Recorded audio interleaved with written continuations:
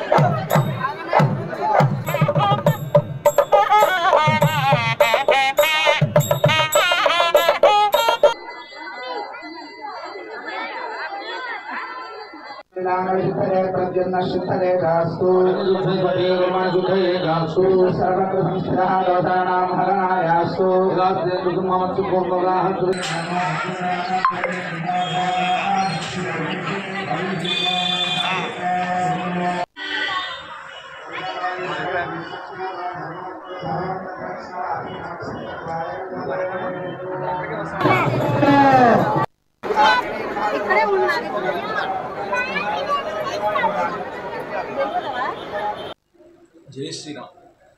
భద్రాచలం శ్రీ సీతారామచంద్ర స్వామి వారి దేవస్థానంలో శరన్నవరాత్ర ప్రయుక్త ఉత్సవాలు, రామాయణ పారాయణ ఉత్సవాలు అనేటువంటివి జరుగుతున్నాయి.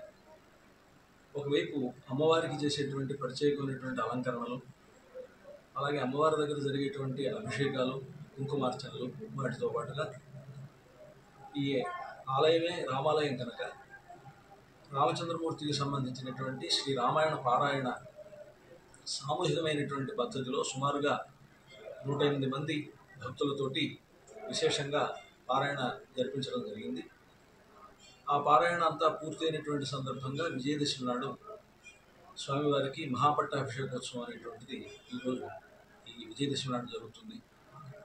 వార్షికంగా జరిగేటువంటి ఈ పట్టాభిషేకోత్సవం శ్రీరామనవమి తర్వాత రోజు జరిగేటువంటి దశమి నాడు జరిగేటువంటి పట్టాభిషేకం లాగానే ఈ శరన్నవరాత్రాల్లో వచ్చినటువంటి ఈ విజయదశమి నాడు చేసేటువంటి పట్టాభిషేకం కూడా మహాపట్టాభిషేకంగా పిలువబడుతుంది. ఈ రెండు సందర్భాల్లోనే రామాయణాన్ని 9 రోజుల్లో 24,000 శ్లోకాల రామాయణాన్ని 9 రోజుల్లో పూర్తి చేసేటువంటి పద్ధతి మనకు వసంత నవరాత్రులుగా చైత్ర శుద్ధ పాడ్యమి నుంచి నవమి వరకు, అదేవిధంగా ఆశ్వయుజ ఈ శరన్నవరాత్రాల్లో ఆశ్వయుజ శుద్ధ పాడ్యమి నుంచి ఈ నవమి మహానవమి వరకు రామాయణ పారాయణ పూర్తి చేసి దశమి నాడు పట్టాభిషేకం చేసుకోవడం అనేటువంటిది, ఈ పట్టాభిషేకాన్ని మహాపట్టాభిషేకం అని పిలవడం అనేటువంటిది మనకి సంప్రదాయం. ఆ పద్ధతిలో మనకు పట్టాభిషేకం. జై శ్రీరామ్.